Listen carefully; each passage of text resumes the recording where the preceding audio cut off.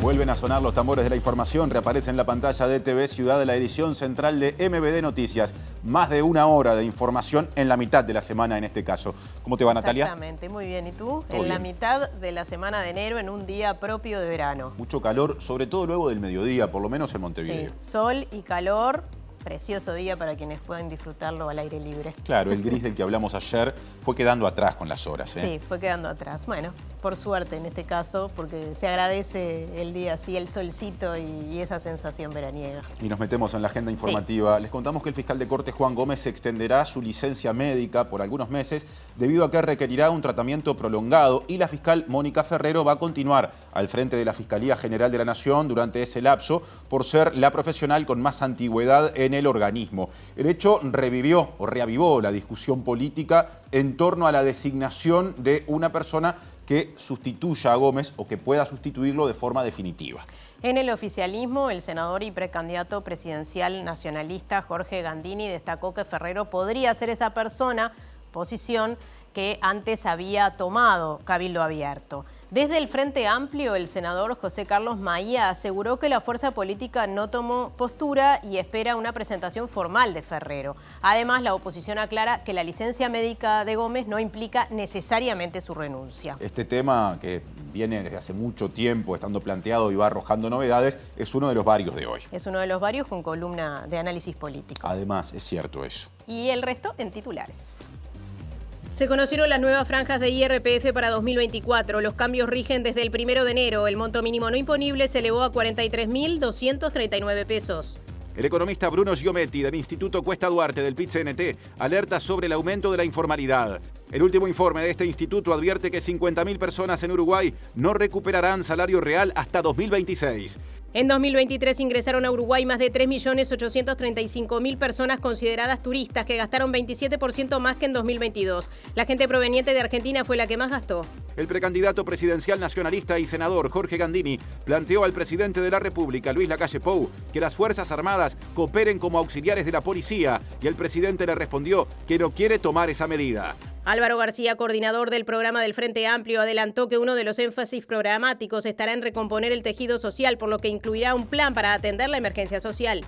La Secretaría Nacional del Deporte lanzó el programa Verano Más Activo, que se desarrolla en más de 60 lugares e involucra a más de 200 personas docentes.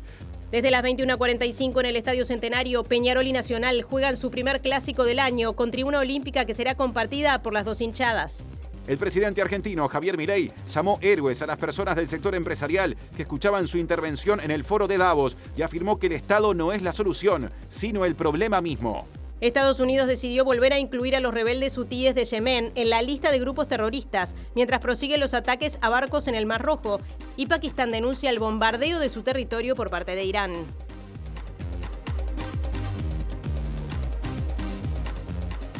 El saludo a quienes nos ven a través de la pantalla de TV Ciudad. También nos pueden ver a través de la página web de este canal tvciudad.uy y nos pueden seguir en vivo por YouTube.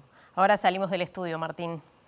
Para empezar a pasarle lista a los móviles para que brinden su adelanto, y el primer móvil está vinculado a lo que destacamos en la portada de hoy y lo tiene ya pronto a Martín Duarte. ¿Cómo te va, Martín? Martín, buenas tardes para todos y todas. Estamos aquí en la puerta de Fiscalía. Como ustedes decían, nuevamente se reabrió este debate a espera de lo que va a ser en marzo justamente la restitución de las distintas comisiones y del plenario en el Parlamento, porque bueno, empiezan a circular estas versiones que ya veníamos tratando días atrás. Fíjense que desde octubre del 2021, cuando renuncia el fiscal Díaz, quedó en este caso Juan Gómez al frente de Fiscalía como fiscal subrogante de Corte. Y esta situación del pedido de la jornada de hoy de extensión por un mes de su licencia médica y la continuidad de Ferrero, bueno, pone el debate y las distintas posturas políticas acerca del tema que vamos a estar brindando en la jornada de hoy. Ciudad Vieja ahora, pasamos al centro de Montevideo. Adelante, Diego Martini, ¿cómo andás? Hola Martín, hola Natalia, buenas tardes para todas y todas. Nos encontramos en la Plaza Libertad y anticipamos un poco lo que van a ser las celebraciones por los 300 años de Montevideo, que comenzarán el día 19 en lo que es la Fortaleza del Cerro y que seguirán el 20 con varios escenarios que están dispuestos acá por la zona del centro, con más de 900 artistas entre los 2 días. Vamos a estar hablando con Federico Graña de esto en unos minutos. Distintas interpretaciones sobre la evolución del salario y el empleo. Por un lado, Bruno Giometti, economista del Instituto Cuesta Duarte, y por otro, Pablo Mieres, ministro de Trabajo y Seguridad Social. En empleo es mucho mejor que el que teníamos en 2019, en cantidad de puestos de trabajo, en desempleo, en informalidad. Todo eso ha sido mejor y tendríamos que estar todos contentos y no buscarle el pelo al huevo, porque en realidad acá esto debería ser un asunto de todos. En cantidad es cierto que el empleo más que se recuperó.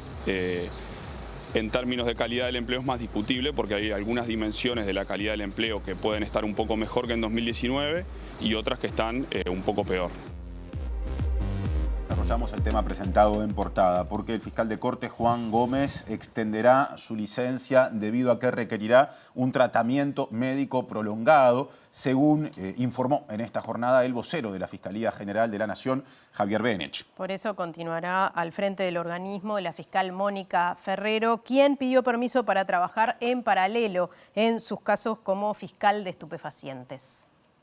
El fiscal de Corte va a requerir un tratamiento prolongado de salud, relativamente prolongado.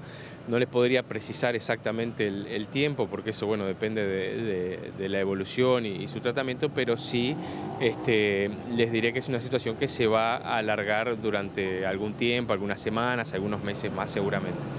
En ese contexto, la fiscal Mónica Ferrero es quien está subrogando interinamente la Fiscalía de Corte. Eso está establecido por ley, por ser la fiscal penal de Montevideo con mayor antigüedad. Por lo tanto, la doctora Ferrero va a continuar a cargo de la Fiscalía de Corte de forma interina. Y en tanto, ¿qué sucede con la fiscalía que estaba a cargo de Ferrero? Bien, la doctora Ferrero realizó una consulta al Departamento Jurídico de Fiscalía justamente para tener elementos técnicos, un respaldo técnico que le informe si es posible desempeñar los 2 cargos al mismo tiempo. El cargo de fiscal de corte interino y seguir al frente de la Fiscalía Estupefaciente, que como ustedes saben es una fiscalía muy relevante, porque aparte está encargada precisamente del macrotráfico, o sea, de los grandes cargamentos, que es un tema muy sensible para el país. Esa consulta todavía no ha sido evacuada. Por el momento, al estar en feria, la doctora Ferrero no está desempeñándose en la Fiscalía Estupefaciente, pero bueno, esa situación habrá que dilucidarla a partir del mes de febrero.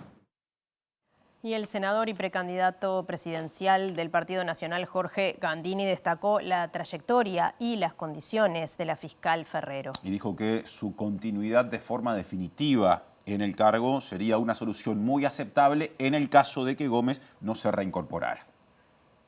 Ferrero es un excelente profesional que ha tenido siempre el respaldo de las autoridades de Fiscalía, pero también del sistema político en la tarea delicada que hace en estupefacientes. En segundo lugar, se está cumpliendo con la ley. La ley dice que al fiscal de corte lo subroga el fiscal subrogante y si no pudiera, el fiscal penal más antiguo de Montevideo, que es Ferrero. Y por lo tanto, en tanto no se reintegre Gómez, seguirá estando Ferrero allí, porque es la fiscal más antigua, penal. Y si por alguna razón no se reintegrara Gómez y el sistema político sigue bloqueado y no tiene los 2/3 para nombrar un nuevo fiscal, seguirá Ferrero allí. Y creo que es una solución muy aceptable. Más repercusiones, otras voces sobre esta situación que se está dando en la Fiscalía General de la Nación. Vamos al contacto con nuestro compañero Martín Duarte, que está allí mismo. Martín.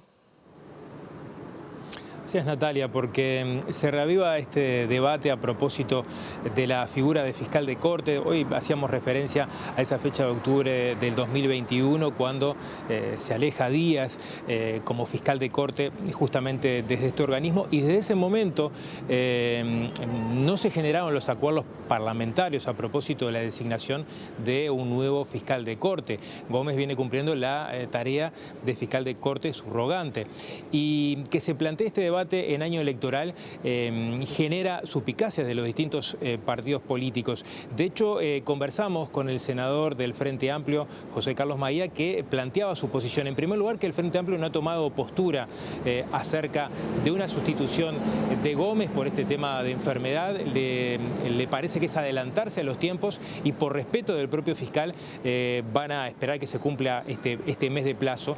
Y por otra parte, descartó de plano una de las posturas que había sido pronunciada en su momento por el diputado Subía, apoyada también por algunos sectores, en particular algunos diputados del Partido Nacional, de la generación de un triunvirato para sustituir esa figura de fiscal de corte. Si les parece, repasamos lo que nos señalaba. Sobre el tema del triunvirato, la Constitución es clara y no lo permite. Por lo tanto, no es que el Frente Amplio opine en contra o a favor, eso es una cuestión constitucional que hay que aplicar. Con respecto a las especulaciones, no me parece el momento de llevar adelante esto, primero en particular por una cuestión de sensibilidad, por la situación de salud del propio fiscal, Juan Gómez, y en segundo aspecto porque no es públicamente especulando sobre ello. Habrá que tener una base jurídica seria a la hora de la extensión de su continuidad, pero básicamente no ayuda a construir acuerdos el tirar o subir nombres de personas que son muy respetables, que tienen mucha trayectoria, pero que parece que esto se hace hasta para impedir, y no es el caso. ¿El Frente Amplio no acompañaría una continuidad de Ferrero en el caso que sea propuesta por parte del oficialismo? El Frente Amplio no ha tomado posición al respecto. Yo personalmente tengo un gran respeto por la trayectoria y el trabajo de la doctora Ferrero, pero me parece que no es la forma, no lo digo por ella, sino por actores del oficialismo, que se tiene que analizar hacia el tema. Nosotros no tenemos una posición previa a favor o en contra. Creemos en una forma de proceder estas cosas, y eso requiere una negociación reservada y una conversación reservada entre quienes deciden esto.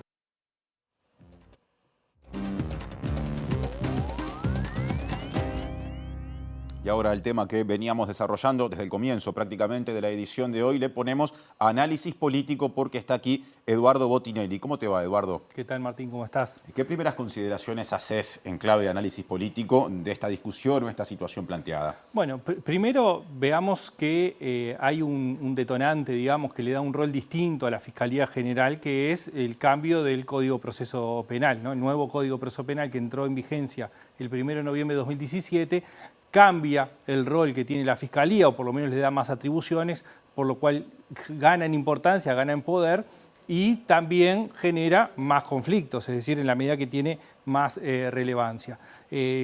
Recordemos, digamos, ya lo han repasado varias veces, Jorge Díaz era el fiscal general de corte, sí, cuando se cambia al nuevo Código de Proceso Penal. Él renuncia y asume Juan Gómez, ahora pide licencia médica por un tiempo y queda Ferrero de fiscal de corte interina. Y así como vimos que con el paso, primero con el cambio del Código de Proceso Penal, luego con el cambio de gobierno, sobre todo a partir del cambio de gobierno, empiezan a generarse conflictos con la Fiscalía General, termina siendo detonante para la renuncia de Díaz, o uno de los detonantes, por más que es el pasaje a la actividad privada, pero de alguna forma eso intercede en ese posicionamiento. Y ahora Ferrero por lo menos despierta menos resistencias.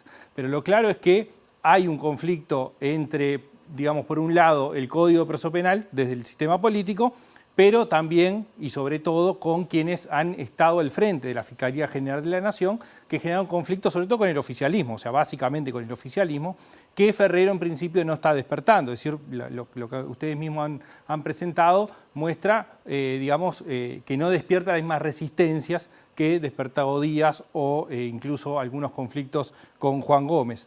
A todo esto se le suma además que en los últimos 2 años la Fiscalía ha estado también en el medio de algunos hechos importantes de investigaciones que han generado conflictos también con el gobierno, ¿no? ¿Te referís a asuntos que parten del sistema político, denuncias que llegan a la Fiscalía, a eso que a veces definimos judicialización, aunque Fiscalía no es parte del Poder Judicial? Bueno, sí, en parte, sin dudas. No empezó ahora, es algo que viene de antes, pero efectivamente, es decir, la Fiscalía, si bien no es parte del Poder Judicial, termina estando dentro de los procesos. No es Poder Judicial, sino sistema judicial. Está dentro del sistema, está bien. Entonces, sí, sin dudas, hay denuncias desde el sistema político que terminan teniendo a la Fiscalía en el medio. Lo decías recién, ¿no? Desde los partidos que forman parte de la actual coalición de gobierno, ha habido más críticas hacia la Fiscalía que desde la oposición, que desde el Frente Amplio. Lo cierto es que para designar a una nueva persona que se desempeñe como fiscal de corte se precisan mayorías especiales. Allí hay un acuerdo político que no se ha alcanzado, por lo menos por ahora, y el propio Juan Gómez muchas veces ha dicho: yo ya anuncié textuales palabras que si llegan al acuerdo renuncio. El tema es que eso no pasa. Bueno, es que la ley establece una venia de 3/5 del Senado para nombrar al fiscal, es decir, es propuesto por el Poder Ejecutivo con venia del Senado, por 3/5. Y esto es un dato importante, y que no se haya llegado también es un dato importante, porque esta exigencia de 3/5 está establecida, entre otras cosas, para que ninguna mayoría circunstancial genere cambios en la Fiscalía y que de alguna forma ese lugar termine siendo ocupado según el color político y termine siendo político partidaria la designación y necesite de acuerdos más amplios en el sistema político. Y ahora no se ha llegado a los 3/5 porque la oposición no ha llegado a un acuerdo de lo que desde el oficialismo se ha impulsado. Es decir, ni por las circunstancias ni por los nombres que se han manejado se ha llegado a un acuerdo más amplio que permita nombrar a un nuevo o una nueva fiscal de corte, como, digamos, sería lo deseable para que no estuviera en este limbo que está apareciendo la Fiscalía desde hace un tiempo, ¿no? Este largo proceso de discusiones con respecto a la Fiscalía llevó a que en su momento un ex fiscal, actual diputado y precandidato presidencial colorado, Gustavo Zubia, planteara la idea de impulsar un triunvirato que se encargue de la gobernanza justamente de la Fiscalía General de la Nación, propuesta que poco después fue respaldada, si no por todo, por la mayoría de su partido, el Partido Colorado. ¿Qué hay que decir o qué hay para decir con respecto al triunvirato? Bueno, no reúne mayorías claras. Sí, dentro del Partido Colorado, en el Partido Nacional están divididas las opiniones, hay discusiones constitucionales donde no voy a entrar obviamente, sí. Pero lo que sí parece es que primero, tanto en el Poder Ejecutivo como en el Poder Judicial, el máximo órgano del Poder Judicial es colegiado, y en el Poder Ejecutivo la mayoría de los órganos son colegiados, con un directorio de 5 o de 3 miembros según, o la Corte Electoral con 9, es decir, es algo que existe. Pero la Fiscalía General no funcionó así, no funciona así, y está establecido que no funciona así. Entonces, por un lado aparece si la discusión es institucional, es decir, institucionalmente lo mejor es que la Fiscalía funcione con un triunvirato, es decir, esa puede ser una posición. La otra, que se mete en el medio, es la discusión política y la coyuntura. Es decir, esta idea del triunvirato surge por los problemas que está habiendo para resolver el tema de la Fiscalía y como una posible salida, o realmente es una decisión o una mirada institucional para mejorar el funcionamiento. Hoy en día esta discusión está mediada por la coyuntura, está mediada por los problemas que está habiendo. Entonces, una cosa es la discusión política desde el punto de vista institucional para mejorar un funcionamiento, y otra cosa es cuando se mete en el medio la coyuntura que se da, en este caso, por el nombramiento de un nuevo fiscal de corte permanente, ¿no? Porque hasta ahora ha sido interino o subrogante en el caso de Juan Gómez. Lo que está claro es que hay una serie de diferencias políticas que hoy están afectando el funcionamiento de la Fiscalía, por lo menos su conducción. Bueno, sí. Sin duda, acá creo que se juntan dos cosas. Por un lado, quienes están en contra del nuevo Código de Proceso Penal, ¿no? Es decir, hay claramente posiciones, básicamente en el oficialismo, que están en contra del funcionamiento del nuevo Código de Proceso Penal. Es decir, va más allá de quién esté en la Fiscalía o no. El otro es el posicionamiento con respecto a cómo ha funcionado la Fiscalía General hasta el momento, por lo menos. En cualquier caso, esto que tú nombrabas antes de la judicialización de la política, o la politización de la justicia. Se aplican las dos, digamos. Cualquiera de las dos se está aplicando, no es coyuntural, no es ahora, ya hace varios años, y en ningún caso parece que sea el mejor camino, ¿no? Es decir, y Uruguay está yendo hacia ese camino, hacia los dos simultáneamente, ¿no? Me quedo con lo que decías, Uruguay está yendo, porque en otros países de América, por lo menos, hace mucho tiempo, lo recuerdo en Argentina, ya en los años 90, empezaba a darse ese fenómeno y aquí llamaba la atención. Sin embargo, nos hemos ido acostumbrando a que cada vez más se mencione a la Fiscalía en la agenda política, ¿no? En los distintos medios de comunicación. Sí, sin dudas, es algo que ha cambiado. El rol de la Fiscalía tiene mucho que ver, el rol de los fiscales también en cuanto a su exposición ha cambiado, eso también va modificando la agenda, pero también ese juego entre la justicia y la política y la justicia está yendo en un camino que no parece ser el mejor para el futuro. Muchas gracias, Eduardo, y hablando de futuro, semana que viene por acá otra vez. Nos vemos la semana que viene. Hasta la próxima. Seguimos en MBD Noticias, sigue Natalia. Sí, les contamos que en 2023 ingresaron a Uruguay más de 3.835.000 personas consideradas turistas que gastaron 27% más que en 2022. Quienes llegaron desde Argentina fueron quienes más gastaron, llegando a una cifra cercana a los 800 millones de dólares y se estima que hubo 19 millones de viajes vinculados al turismo interno. Los datos son muy importantes porque nos muestran que tuvimos 3.800.000 turistas no residentes al cabo del año, lo cual implica no solamente superar el año prepandemia del 2019, sino quedar en cifras muy similares, menos del 2% de diferencia con el año 2017, que fue el año récord de la última década en número de visitantes.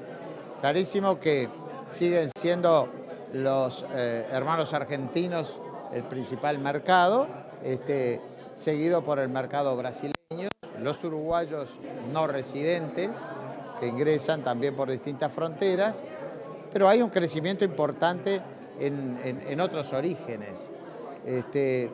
Luego, obviamente que el gasto crece, verificamos un crecimiento en términos de moneda constante y de moneda corriente, pero en definitiva no crece en la misma proporción que lo que crece el número de visitantes. ¿Eso tiene que ver con la situación de Argentina? Claramente, y cuando desagregamos el origen justamente de los visitantes, nos muestra la baja del gasto está en el turismo argentino.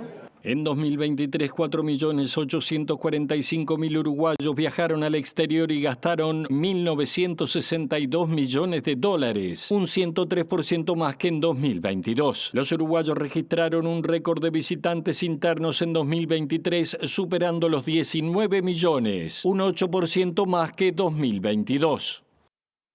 Y de paso les contamos que el Ministerio de Turismo justamente presentó el Observatorio de Turismo Inteligente, que está disponible en su página web. Es una plataforma realizada conjuntamente con Antel y la empresa HG que recopila datos mensuales sobre la actividad y sistematiza información de las personas visitantes. Va a ofrecer datos que se van a actualizar con periodos más cortos que lo que hoy estamos presentando, que son trimestralmente.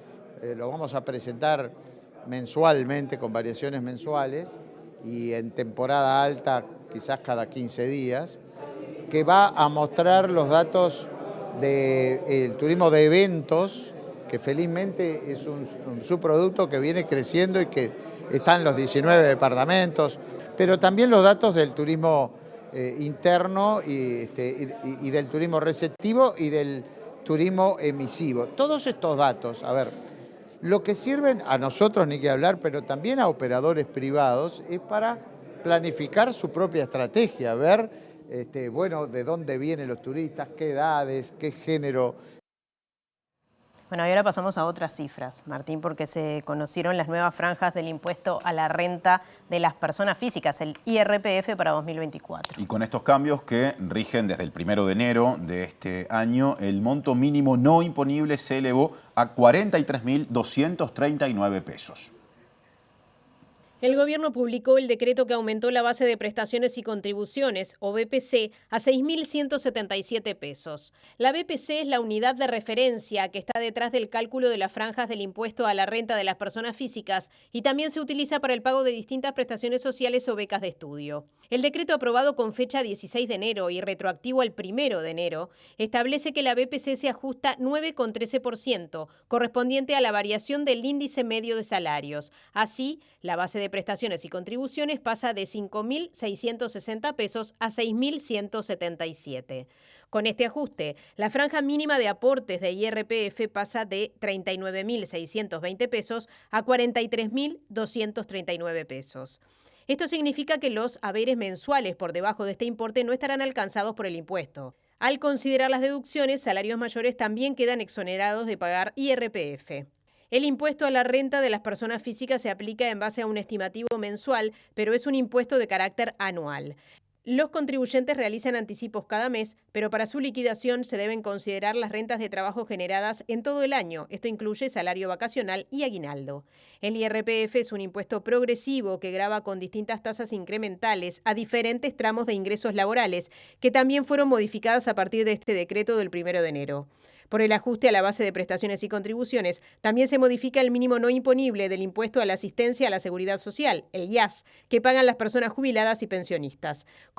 Con retroactividad al 1 de enero aumenta de 45.280 pesos a 55.593 pesos. Todas las pasividades por debajo de ese umbral estarán exoneradas del tributo. Otro asunto. El economista Bruno Giometti del Instituto Cuesta Duarte, del PIT-CNT, dijo que en términos cuantitativos la situación del empleo es mejor que en el año 2019. Sin embargo, señaló que la informalidad viene en aumento y que el salario real demoró mucho tiempo en recuperarse luego de varios meses de caída.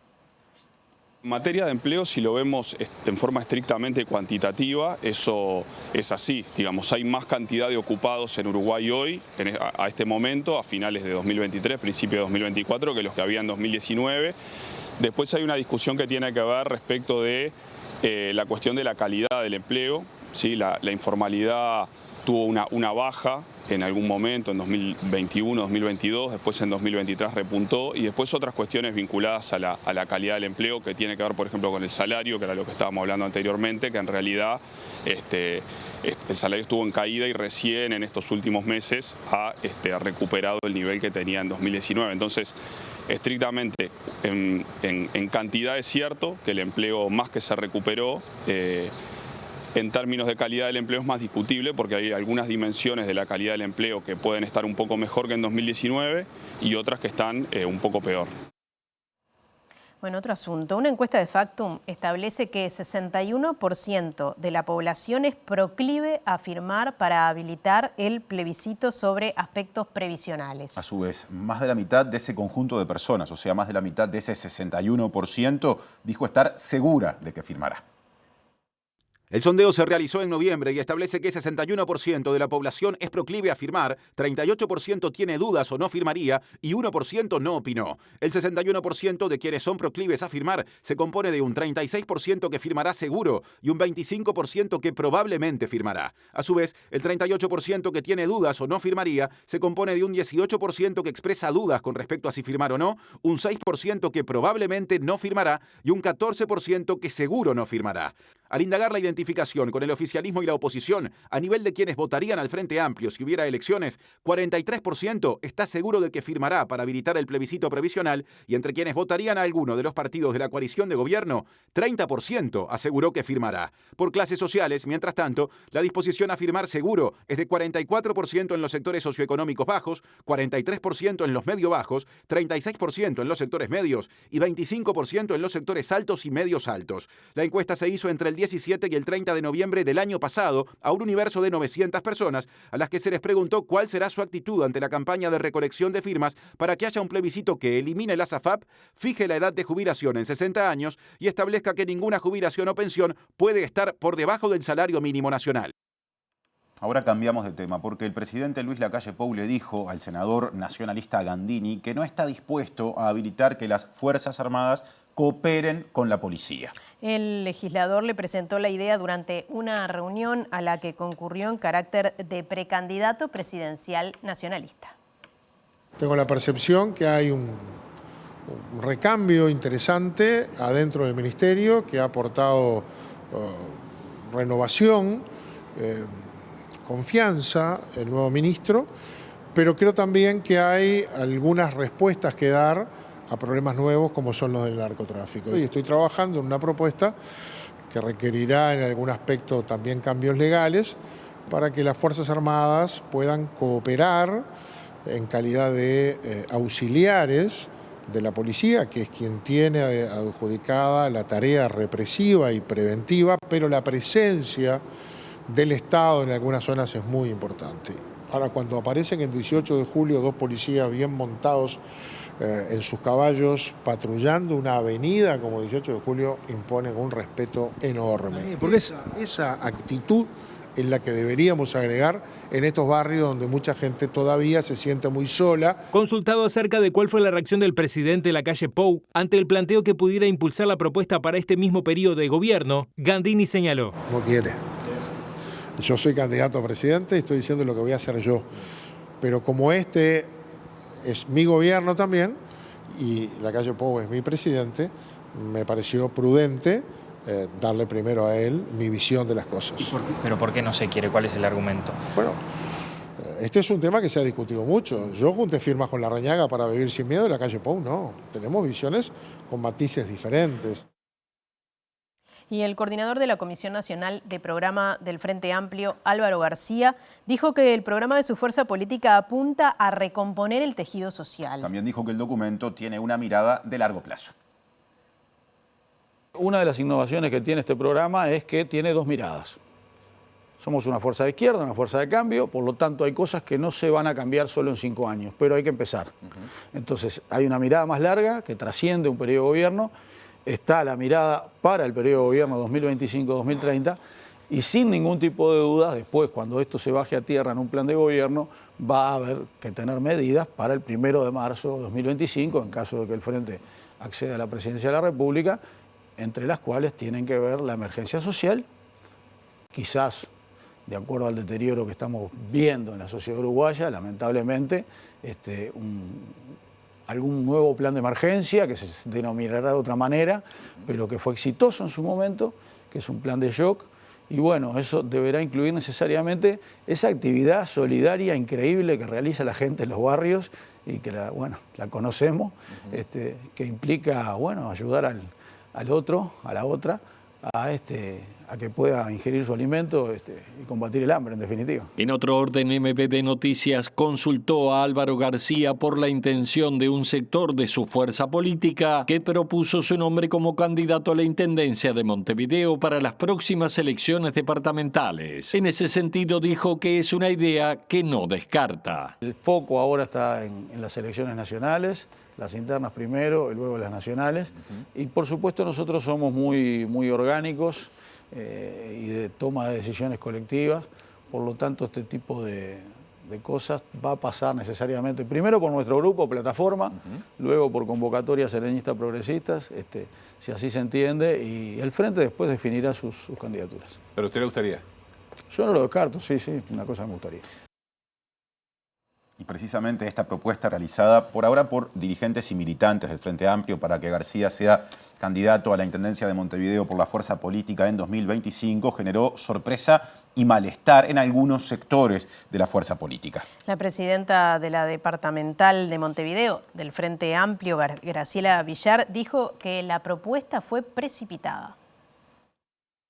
La sorpresa y malestar por la postulación de Álvaro García a la Intendencia de Montevideo circula internamente, pero se formalizará el lunes 22 cuando la departamental del Frente Amplio debata el tema. Las fuentes consultadas por MVD Noticias explicaron que la existencia de nombres complica el proceso de elaboración del programa departamental y rompió la lógica seguida a nivel nacional. Primero se elabora y aprueba el programa, luego los nombres. Las fuentes no cuestionaron la legitimidad capacidad de García para competir, pero sí el momento para anunciarlo, más aún teniendo en cuenta que coordina la Comisión Nacional de Programa. En este sentido, la presidenta de la Departamental de Montevideo, Graciela Villar, confirmó que si bien no existieron planteos formales, el tema generó sorpresa y lo calificó como precipitado. Villar destacó que las departamentales son en 2025 y que cuando empiezan a sonar nombres se altera el proceso programático, por lo cual buscará unidad sobre este punto en la reunión del lunes 22. García, líder del sector plataforma, fue puesto en consideración hace 6 días por Pedro Apesteguía mediante una juntada de firmas virtual que hasta el momento cosechó 790 adhesiones. Apesteguía y García coincidieron en la Oficina de Planeamiento y Presupuesto durante el segundo gobierno de Tabaré Vázquez y renunciaron al Partido Socialista en 2015 y 2019.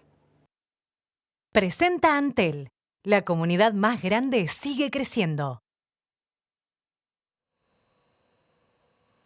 Ahora unimos la voz del Partido Colorado a esta suerte de debate que se está dando sobre la posible conducción de la Fiscalía General de la Nación. Vamos nuevamente al contacto con nuestro compañero Martín Duarte, que ahora se fue a Pocitos. Martín.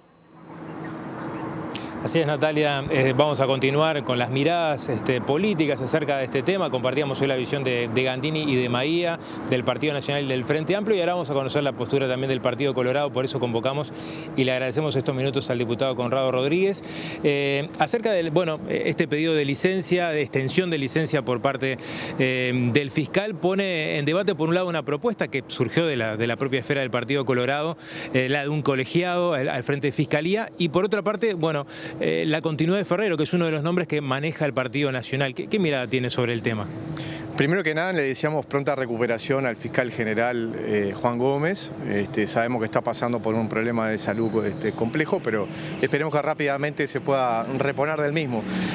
Sí, lo que hemos discutido, nosotros creemos que en el diseño institucional de lo que es un servicio descentralizado como es la Fiscalía General de la Nación, tiene que tener un colegiado de 3 miembros. Fíjense que en prácticamente todos los servicios descentralizados o bien tienen 3 miembros o bien tienen 5 miembros. Y en el caso de la Fiscalía General de la Nación tiene un solo miembro, que convengamos que tiene, muchas atribuciones, que tiene un poder bastante fuerte, independientemente de los nombres que estuvieron al frente de la Fiscalía General de la Nación, en lo que es la institucionalidad de la misma. Yo creo que eso generaría contrapesos que serían importantes, por lo tanto nosotros abonamos el camino de que se apruebe un proyecto de ley estableciendo un colegiado de 3 miembros. Ahora bien, mientras que esto no ocurra, por supuesto tiene que haber un fiscal subrogante. La fiscal Ferrero lo viene haciendo muy bien, es una fiscal muy seria. En ese sentido nosotros no tenemos problema que continúe, suplantando en este caso al fiscal Juan Gómez. Pero creemos que tenemos que ir más allá, porque creo que nos tenemos que dar una discusión de si el fiscal general de la Nación tiene que durar 10 años.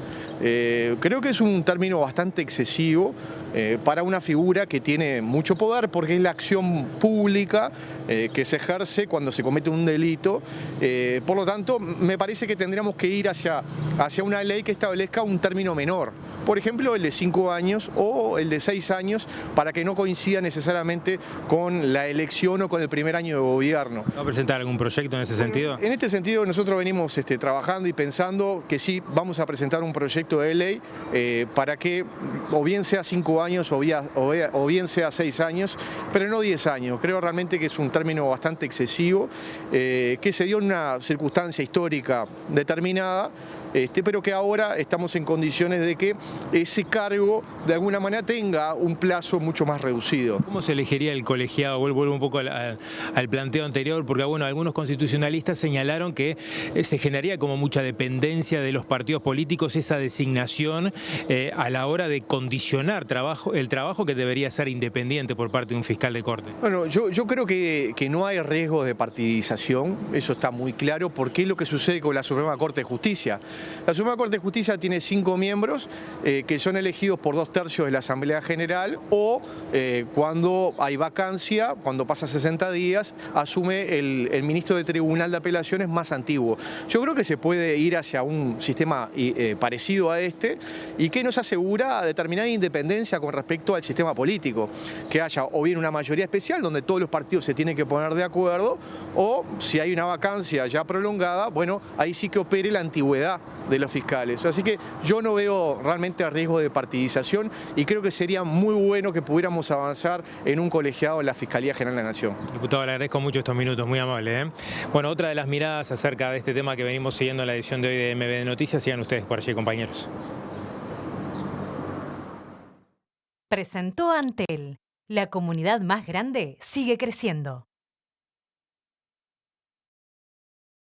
Le contamos de otro Conrado sí. ahora. El ex director de la Oficina Nacional de Servicio Civil, Conrado Ramos, quien asumió este martes el cargo de secretario general del Centro Latinoamericano de Administración para el Desarrollo, conocido como CLAD.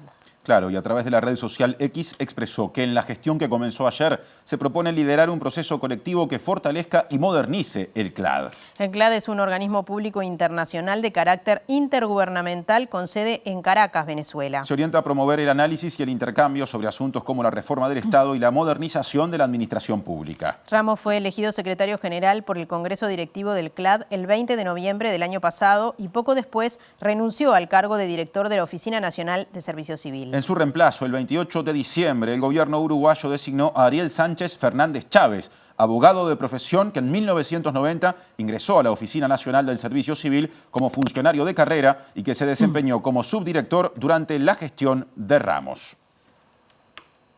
Ahora cambiamos de tema. El director del Instituto Nacional de Rehabilitación, Luis Mendoza, confirmó que se dispuso un sumario administrativo en la Unidad 11 de Florida por el ingreso sin autorización de un cordero faenado. Recordemos que según denunció el medio digital floриданoticias.com.uy, la custodia presidencial, o mejor dicho, esta carne habría ingresado para consumo del ex custodia presidencial y su familia.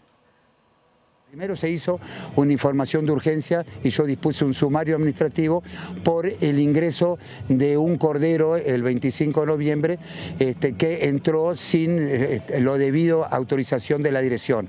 La información de urgencia en un principio y la investigación administrativa va a dar como resultado quién son responsables y a quién iba dirigido ese animal faenado para que fue consumido. Pero eso va a ser producto de la investigación de urgencia administrativa que yo dispuse. Bueno, está todo pronto, se está organizando para estos festejos del proceso de fundación de la ciudad de Montevideo, de estos 300 años. Sobre esto nos cuenta nuestro compañero Diego Martini, que está allí en el pleno centro de Montevideo, en la conocida Plaza Libertad. Contanos detalles, Diego. Así es, Natalia Martín, nos encontramos justamente en la Plaza Libertad, o Plaza Cagancha más conocida, donde está uno de los escenarios montados para lo que serán los festejos de los 300 años de Montevideo, que comenzarán el día 19, el viernes, en la Fortaleza del Cerro de Montevideo y continuarán el sábado con un montón de espectáculos que están montados en distintos escenarios que están acá en la zona del centro. Y para hablar de esto estamos con Federico Graña, de la Intendencia de Montevideo. Bueno, ¿cómo se viene preparando todo? ¿Estás haciendo toda la recorrida? ¿Estás viendo todo? Sí, estamos haciendo una recorrida, hay un equipo de gente grande de trabajo, un equipo muy grande de gente. Y bueno, estamos viendo los últimos detalles, iluminación, cómo están los escenarios, tratando de arreglar los entornos y bueno, estamos en esos últimos detalles. Bien. ¿Cómo se fue preparando todo y montando todo? Porque tiene una logística muy particular, ¿no? De que están tan cerca, de bueno, también tiene esa posibilidad para el público para poder moverse. Sí, fue pensado así, ¿no? De que fuera un festival, por llamarlo de una manera, que llamara ya desde su grilla a la diversidad de estilos, de géneros, de generaciones. Y también que llamara a la movilidad, por decirlo de una manera, ¿no? Que no estuviera solo la gente en un escenario y tratar de equilibrar los escenarios. Y eso, por ejemplo, creo que favorece, o hay varias discusiones en el buen sentido, de bueno, qué voy a hacer, a qué lado voy a ir y a qué lado no voy a ir. Y bueno, y era parte de lo que nosotros estábamos planteando. Y obviamente en el armado, ahí ya con varios equipos de la Intendencia, fuimos trabajando qué primero, qué no primero, que ahí una de las razones y criterios estaban los criterios de movilidad, accesibilidad. Y bueno, empezamos primero por el Libertador, luego por el Gaucho y últimos los que estaban más sobre las plazas, además por los tamaños de ellos. Y además este, por ejemplo, es uno de los primeros que el desarme vamos a desarmar, porque acá va a ir en breve, cuando termine uno de los palcos del desfile carnaval del jueves 25. Claro. ¿Cómo se va a dar toda esa organización para el desarme el día posterior? Y bueno, empezamos ya el domingo en el proceso de desarme para que el domingo última hora o ya el lunes a primera hora ya se empiece a armar en esta parte de la plaza los dos, en esta y la del frente, los dos palcos del desfile de carnaval. Federico, te hago una última. Hubo algunos cuestionamientos políticos, hubo el diputado Schipani, que hizo un pedido de informe. ¿Sabés en qué está esa respuesta? Nosotros vamos a analizarla, va a tener la respuesta que del punto de vista administrativo tiene que tener, eso sin ningún problema. Bueno, muchas gracias. No, gracias a ustedes. Volvemos a estudios, compañeros, de acá a la Plaza Libertad. En las últimas horas se conocieron las fechas de inicio y finalización de los cursos 2024 en educación inicial y primaria y también en educación secundaria, así como las fechas de las vacaciones de invierno y de primavera. La Administración Nacional de Educación Pública aprobó el calendario de actividades para 2024. El inicio de cursos en secundaria será el 4 de marzo con el comienzo de séptimo grado, equivalente a lo que antes era el primer año de ciclo básico. Y luego, el 5 de marzo, un día después, van a empezar las clases de octavo y noveno grado. En primaria, mientras tanto, el inicio de clases será el 4 de marzo. En otro orden, las vacaciones de invierno irán del 1 al 5 de julio y las de primavera serán del 18 al 20 de septiembre. Además, ya hubo acuerdo sobre la finalización de cursos en primaria, que será el 13 de diciembre de 2024. Y les contamos que la directora general de Educación Inicial y Primaria, Olga de las Heras, dijo que se están haciendo reuniones quincenales para evaluar la situación edilicia de los centros educativos, ya pensando en el comienzo de las clases. También destacó que ya se presentó el plan de obras para 2024. Estamos trabajando con la Dirección Sectorial de Infraestructura de CODICEM y estamos haciendo reuniones quincenales en comisión con los arquitectos responsables de estas divisiones. Y tenemos el plan de obras, que ya lo presentamos al plan de obra de 2024 y estamos tomando los recaudos necesarios. Estamos con 2.300 escuelas que las estamos atendiendo de acuerdo a las prioridades establecidas. Las prioridades establecidas es lo que es sanitaria y lo que corresponde a la electricidad. Hemos tenido muchos actos de vandalismo que hay que considerar, en los cuales hoy, por ejemplo, en la escuela que fui, le habían sacado todos los cables de los aires acondicionados, tenemos que poner las jaulas, o sea, estamos con varias cuestiones, no solamente pasa un hecho aislado, sino que va reunido también con el tema de la seguridad. Y la Secretaría Nacional de Deportes lanzó el programa Verano Más Activo, que se desarrolla en más de 60 lugares e involucra a más de 200 personas docentes. La actividad se desarrolló en la Plaza de Deportes número 5 de Montevideo, ubicada en el barrio de La Unión, y allí el titular de la Secretaría Nacional del Deporte, Sebastián Bauzá, dijo que se alcanzó un convenio entre el organismo que encabeza y el Ministerio de Transporte y Obras Públicas para empezar las obras que permitan cerrar, justamente ponerle techo a la pileta que está allí ubicada. Ya hay más de 200 funcionarios que se han tomado muchísimo personal para esta temporada. Lo que pasa es que se hacen en piscinas y también se articula en la Intendencia. Acá lo principal es vamos a decir, lo que se invierte en horas de los profesores, no solamente lo que son de la Secretaría, sino lo que se toman temporalmente. Esa es la principal inversión. Y después, por supuesto, como van a ver, todo lo que es para que los chicos se diviertan en el agua y que aprendan a nadar. Nosotros le estamos dando mucha importancia en lo que es la campaña de ahogamiento infantil, que lo están viendo tanto en las redes como en los canales de televisión. Las familias pueden inscribir a los niños a partir de los 4 años para participar de las actividades. El programa funciona de lunes a sábados desde las 8 de la mañana a las 20 horas. Los niños contaron cómo disfrutan y aprenden del programa. Lo que me gustaría hacer a la piscina es como poder tener mucha más agilidad, tipo en el tema de nadar y en el tema de aguantar la respiración y todo eso. ¿En tu caso, primera vez? Tercera. Bueno, ¿qué experiencia tenés de otros años? Primero que nada porque me gusta nadar y en mi casa siempre nado, por ejemplo cuando me arman la piscina y todo, me encanta. Nado mucho abajo del agua porque voy más rápido. Se aprende pero se divierte también con los amigos. Y a veces te dejan minutos libres para jugar.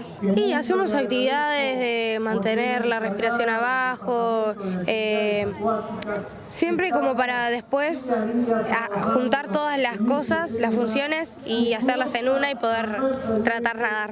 ¿Cómo te sentís participando de estas actividades? La verdad que muy cómoda, me siento muy bien acá. Y Sebastián Bauzá también dijo que en el clásico entre Nacional y Peñarol, este primer clásico de 2024 que se jugará ahora en un ratito a las 21:45 en el Estadio Centenario, la tribuna olímpica será compartida por ambas hinchadas. También dijo que más adelante la Asociación Uruguaya de Fútbol y los clubes van a evaluar si este criterio se puede mantener a futuro cuando empiece el campeonato uruguayo. Estamos muy contentos a nivel de la Secretaría porque es el primer clásico con hinchada de los dos equipos tradicionales, que para nosotros es muy importante porque la posibilidad que todos vayan al estadio, que vivan una fiesta de fútbol, por supuesto con la policía, seguridad privada, ojalá que no pase, pero en caso necesario la policía va a tener que entrar, pero esperamos que la gente se dé cuenta que es el primer partido y que de alguna manera tenemos que vivir la fiesta en paz dentro de esta copa organizada por empresas privadas, pero con el apoyo de la Secretaría, el apoyo del juego de fútbol y trabajando con el Ministerio del Interior. ¿Va a haber alguna zona que estén en conjunto? Sí, la tribuna olímpica se va a compartir, por supuesto que van a estar separadas, pero bueno, ojalá que sea una fiesta del fútbol. Bauzá, dependiendo de lo que pase hoy con el clásico, ¿se va a ajustar para el segundo partido? Bueno, la idea es que todos los clásicos que se jueguen en el Estadio Centenario, que tengamos hinchada de Peñarol Nacional, después cuando comience el campeonato, es una decisión que toma los clubes con la Asociación Uruguaya de Fútbol, pero de la Secretaría y de Presidencia siempre invitamos a que los partidos se compartan y que todos puedan ir. A propósito del clásico de hoy, el operativo de seguridad empezó a las 6 de la tarde y hace unos 10 minutos que se abrieron las puertas del Estadio Centenario. El Ministerio del Interior informó que no se puede ingresar con bengalas, papel picado, serpentinas y dispositivos de humo, además de que, por supuesto, no se puede entrar con pirotecnia. Atención porque la lista sigue. Tampoco se puede ingresar con botellas de vidrio, bebidas alcohólicas, objetos peligrosos y material racista o xenófobo. En cambio, está permitido ingresar con radio, termoimate, bombos o tambores, paraguas, carteras, mochilas y riñoneras y banderas de 2 metros por 1 metro. Mercado Agrícola de Montevideo, en el corazón de un barrio donde late la ciudad. Mercado de Historias. Mercado de Historia.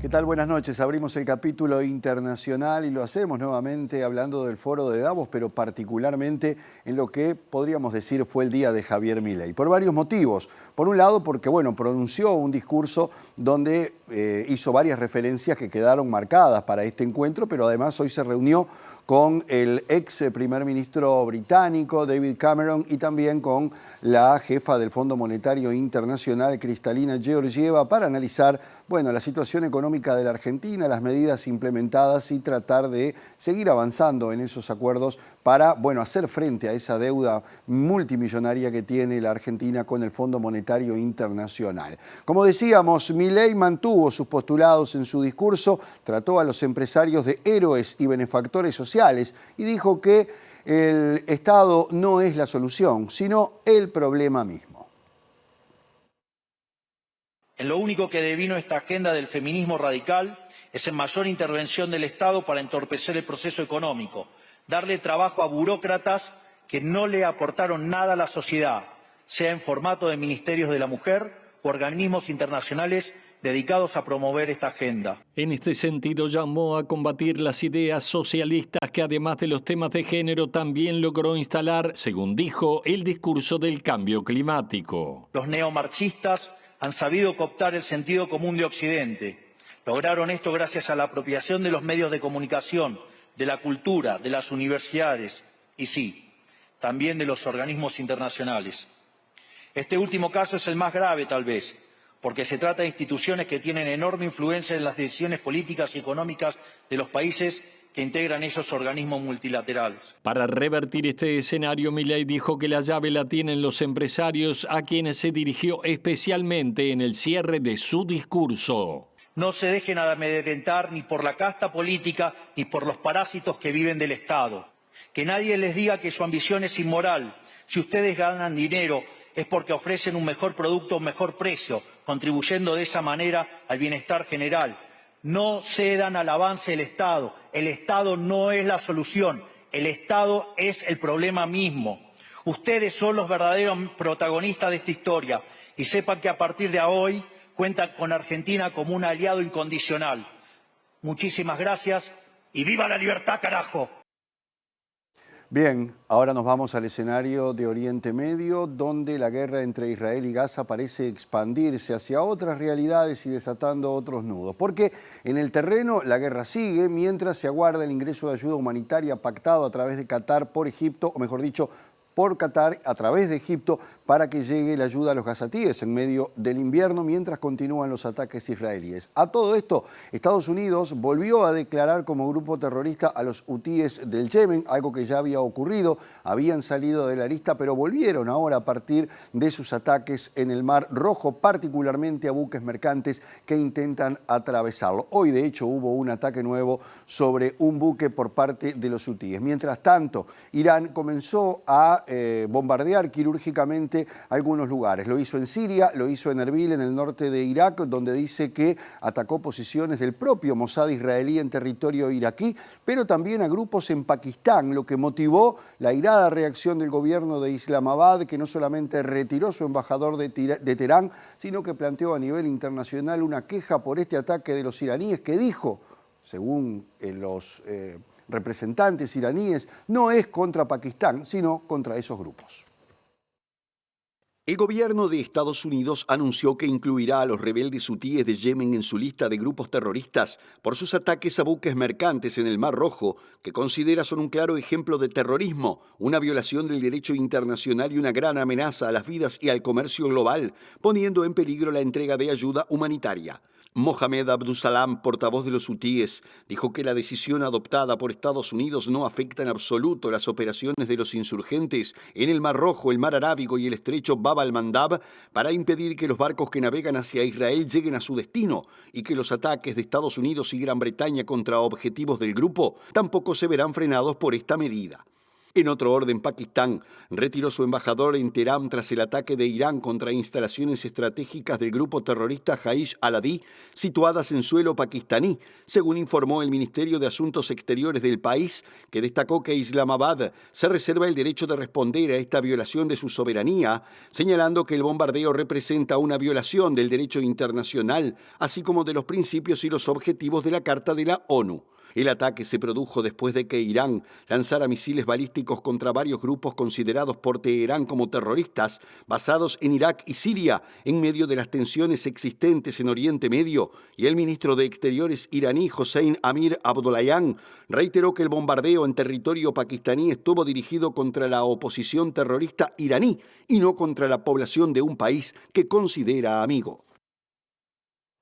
Hace algunas horas se produjo otro hecho de grave violencia en Ecuador cuando en la ciudad de Guayaquil fue asesinado el fiscal César Suárez, un hombre que no solamente estaba detrás de las investigaciones de lo ocurrido en el canal de televisión que fue tomado por un grupo de pandilleros en uno de los hechos que desató justamente la decisión del gobierno ecuatoriano de declarar el estado de emergencia, sino también que seguía otros casos probablemente más graves y profundos que este incidente que tienen que ver con la detención de un narco en Panamá y también la operación Metástasis que involucraba a una fiscal del Estado ecuatoriano con políticos, con jueces, con periodistas y otros casos también de corrupción que también tenían contactos y nexos con el narcotráfico. Este hecho vuelve a conmocionar a Ecuador, que está pidiendo $1.000 millones para hacer frente a esta guerra y está generando otra polémica interna porque dentro de este pedido está el aumento del IVA del 12 al 15%, algo que ha hecho que los sectores sociales pusieran el grito en el cielo porque entienden que esto, además de todos los problemas que tiene Ecuador,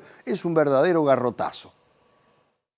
El fiscal César Suárez, asesinado esta tarde en Guayaquil, estaba a cargo del asalto armado contra TC Televisión ocurrido la pasada semana, cuando un comando de 13 pandilleros de la banda Los Tiguerones irrumpió a tiros en las instalaciones televisivas y trabajaba en la Unidad Nacional Especializada de Investigación contra la Delincuencia Organizada Transnacional. El funcionario del Ministerio Público también llevó a cabo uno de los casos paralelos a la Operación Metástasis, que liderada por la Fiscal General del Estado involucró al narco Leandro Norero, conocido como El Patrón, con políticos, jueces y periodistas, y en enero del 2023 avanzó una causa contra 4 personas por su presunta responsabilidad en la comisión de peculado en un hospital del Seguro Social en Guayaquil.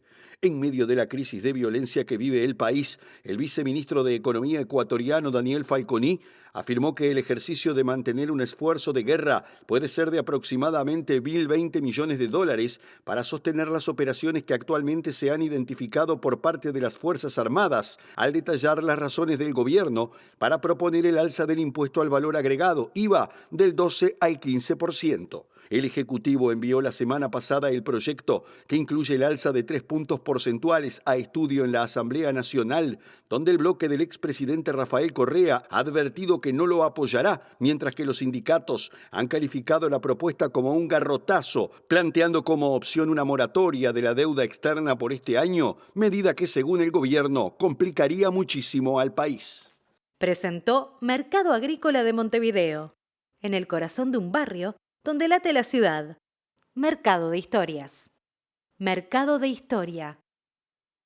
Volviendo a nuestro país, la Junta Departamental de Maldonado analiza a estas horas la aprobación de un proyecto para la construcción de un hotel de campo en un padrón en la costa, próximo a la desembocadura de la laguna de José Ignacio. Atención, porque desde organizaciones de la sociedad civil y desde la bancada del Frente Amplio en la Junta de Maldonado, se dice que el proyecto va en contra de normativa departamental y de normativa nacional. El proyecto fue enviado por la Intendencia de Maldonado a la Junta Departamental, que deberá autorizar de forma excepcional la iniciativa para que se concrete, ya que, entre otras excepciones, no cumple con el retiro de la faja costera establecido en 150 metros. El emprendimiento, que se pretende instalar en un predio categorizado como rural, fue analizado en la Comisión de Obras Públicas de la Junta, en donde contó con el respaldo del oficialismo. La construcción del hotel tiene el rechazo de la Red de Unión de la Costa, integrada por más de 50 colectivos, entre los que se cuentan comisiones vecinales, ONGs y grupos académicos, y también de parte de los ediles del Frente Amplio, que manifestaron a MBD Noticias preocupación por posibles impactos socioambientales y en el acceso público a la playa. Otro reparo por parte de la oposición en la Junta de Maldonado es que, si bien el suelo en donde se proyecta es rural, no está apto para actividades productivas propias de un hotel de campo. Mediante un comunicado, la red advirtió que en caso de que el proyecto sea aprobado, tomará acciones administrativas y judiciales para revertir la resolución. Cambiamos de tema porque se vienen los festejos por el 300 aniversario del inicio del proceso fundacional de Montevideo y Laura Canoura será una de las artistas que va a participar. La cantante y compositora se presentará el sábado a las 21 horas en el escenario que está allí en Avenida del Libertador y Uruguay y compartió con MBD Noticias sus expectativas.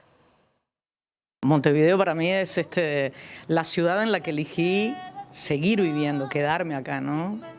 A pesar de haber tenido oportunidades de irme y de vivir en otros lados, es mi ciudad por excelencia, ¿no? Uno siempre elige el lugar mejor posible, ¿no? Y también tiene mucho que ver con mi familia está toda acá, por suerte, después de algunos años en que tuve una hermana viviendo en el exterior. Este es el lugar que elegimos para armar cada una nuestra familia, así que Montevideo es el lugar que elijo y enero es mi ciudad, ¿no? Aprovecho que se va gran parte de la gente de vacaciones al este y disfruto del silencio, de la soledad de los lugares. Montevideo es hermosa en cada rincón.